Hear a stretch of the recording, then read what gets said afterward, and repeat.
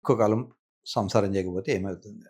ఈ సంసారం చేయకపోతే ఆడవాళ్ళ మీద ఎఫెక్ట్ ఉంటుంది. మగవాళ్ళ మీద ఎఫెక్ట్ ఉంటుంది. ఒక నిమిషం ఆడవాళ్ళ మీద ఎఫెక్ట్ పెట్టుకున్నాం. ఆడవాళ్ళకు ఉన్నటువంటి యోని ఒక రంధ్రం, చిన్నపాటి గుహలాగా ఉంటుంది. అది మూసుకుపోతుంది. కొన్ని సంవత్సరాలు గనుక వాళ్ళు సంసారం చేయకపోతే దాంట్లోకి చిన్న లిటిల్ ఫింగర్ కూడా వెళ్ళడానికి ఇబ్బందయితది. నిజానికి ఆ వెజైనా కెన్ అకామోడేట్ 10 సెంటీమీటర్ ఉన్న తల ఉన్నటువంటి బేబీని అందులోంచి వచ్చేందుకు భగవంతుడు వాళ్ళని సృష్టించాడు. చాలా సంవత్సరాలు వాడకుండా పోతే దాన్ని డిస్యూజ్ ఎట్రఫీ అంటారు. ఏదైనా వాడకపోతే అవుతుంది. మీరు చూసి ఉంటారు. పక్షవాతం వచ్చి కాలు చేయి పడిపోయిన వాడు ఉంటాడు. ఇంత లావు థైస్ ఉన్న వ్యక్తి పక్షవాతం వచ్చిన తర్వాత చేయి కన్నా కూడా సన్నగా అవుతుంది. వాడి ఎముకలు తప్పితే అక్కడ మజిలే ఉండదు. ఎందుకు ఇలా అవుతోంది అంటే ఏదైనా వాడకపోతే అది నశిస్తుంది. వాడుకోవాలి. శరీరంలో ఉన్న కండ గానీ, శరీరంలో ఉన్నటువంటి ఎముకలు గానీ, మెదడు కూడా మనం పని చేయకపోతే అల్జీమర్స్ అనే వ్యాధి వస్తుంది. ఈ అల్జీమర్ వ్యాధి రాకుండా ఉండాలని పెద్దవాళ్ళందరూ పజిల్స్ చేస్తుంటారు. కొత్త లాంగ్వేజ్ నేర్చుకుంటారు. కొత్త మ్యూజిక్ నేర్చుకుంటారు. కొత్త స్కిల్ నేర్చుకుంటూ ఉంటారు. దీనివల్ల వాళ్ళకు పెరుగుతుంది. అసలే శృంగారం చేయకపోతే గొడవలు స్టార్ట్ అయిపోతాయి. ఇకపోతే ఇప్పుడు మనం అబ్బాయిల గురించి మాట్లాడుకుందాం. అమ్మాయిల గురించి మనం ఇందాక మాట్లాడుకున్నాం.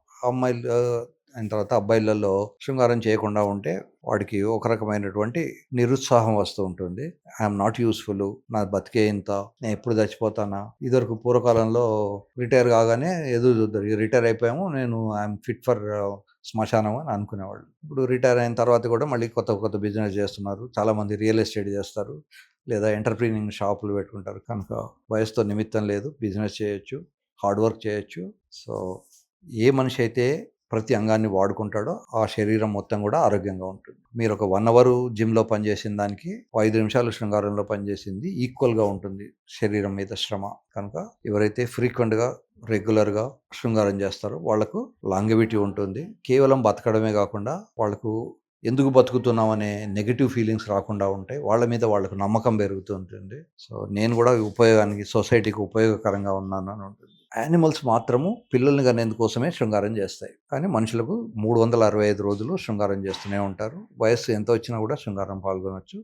ఎవరైతే శృంగారంలో యాక్టివ్గా ఉంటారో వాళ్లకు వ్యాధులు తక్కువ ఉంటాయి. బీపీ కంట్రోల్లో ఉంటుంది, షుగర్ కంట్రోల్లో ఉంటుంది, మనస్సు ప్రశాంతంగా ఉంటుంది. కనుక రెగ్యులర్గా చేయడం అనేది మంచిది.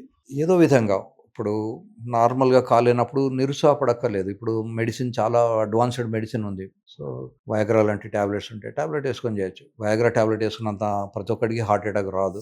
అది వేసుకునే ముందు మీరు కార్డియాలజిస్ట్ని సంప్రదించండి. కార్డియాలజిస్ట్ మీకు టీఎంటీ అని ఒక పరీక్ష చేస్తారు, లేదా యాంజియోగ్రామ్ అని ఒక టెస్ట్ చేస్తారు. మీ హార్ట్ బాగానే ఉందా లేదా చూసుకొని వారు ట్యాబ్లెట్స్ రాసిస్తారు. ట్యాబ్లెట్స్ పనిచేయని వాళ్ళకు పినల్ ఇంప్లాంట్ అనే ఒక సర్జరీ ఉంది. ఇప్పుడు దూది చెవులోకి వెళ్ళకపోతే మనం ఏం చేస్తాము?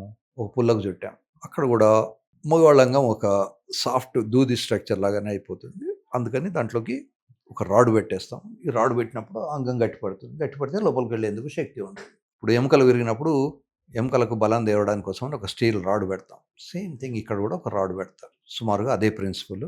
కనుక ఇది ముసలాళ్లే చేయించుకోవాలని ఏం లేదు. ఎవరైతే శృంగారం చేయలేకపోతారో, ఎవరైతే మందులు వేసుకున్నా కూడా శృంగారం చేయలేకపోతారో, irrespective of the age, irrespective of the sugar ఉన్న, ఆల్రెడీ స్టెంట్ పడినా, లేదా ఓపెన్ హార్ట్ సర్జరీ అయినా చేసుకోవచ్చు. ఈ మధ్యకాలంలోనే ఒక ఓపెన్ హార్ట్ సర్జరీ అయిన పేషెంట్ వచ్చాడు. అతను కూడా మనం పినల్ ఇంప్లాంట్ సర్జరీ చేసి పంపించాం. కనుక పినల్ ఇంప్లాంట్ సర్జరీకి ఇవేవి నెగిటివ్ పాయింట్స్ కాదు. ఏదైనా ప్రాబ్లం ఉంటే దాన్ని కంట్రోల్ చేసుకున్న తర్వాత కానీ సర్జరీ చేయలేము. ఏదైనా హార్ట్ ప్రాబ్లం ఉందనుకోండి, హార్ట్ ప్రాబ్లంకు వాళ్ళకి ఈజెక్షన్ ఫ్రాక్షన్ ఎంత ఉంది, తక్కువ ఉందనుకోండి, దానికి కావాల్సినటువంటి మత్తును మారుస్తారు. సో ఎంత ఇవ్వాలి మత్తు? మన హాస్పిటల్లో ఏమిటంటే ఒక చిన్న కమిటీ ఉంటుంది. మత్తు డాక్టర్ గారు, సర్జను, కౌన్సిలరు అందరూ కూర్చొని ఈ పేషెంట్కు ఏ మత్తు ఇస్తే సేఫ్గా ఉంటుంది, ఎంతసేపు సర్జరీ అవసరం పడుతుంది అనేది ఆపరేషన్ థియేటర్కి వెళ్ళకముందే 1-2 రోజుల ముందే దాన్ని డిస్కస్ చేసుకొని దానికి ఒక ప్లాన్ వేసుకుంటారు. కనుక వెరీ రేర్లీ సర్జరీ చేస్తున్నప్పుడు డెత్స్ అయితే. ఒకప్పుడు సర్జరీకి వెళ్ళిన ప్రతి వ్యక్తి డెత్ అయ్యేవాళ్ళు. తర్వాత ఎనస్థీషియా అనేది బాగా ఇంప్రూవ్ అయిపోయింది. ఎనస్థెటిస్టుల అవైలబిలిటీ కూడా చాలా పెరిగింది. మనం చాలా అదృష్టవంతులము. అమెరికాలో లేము.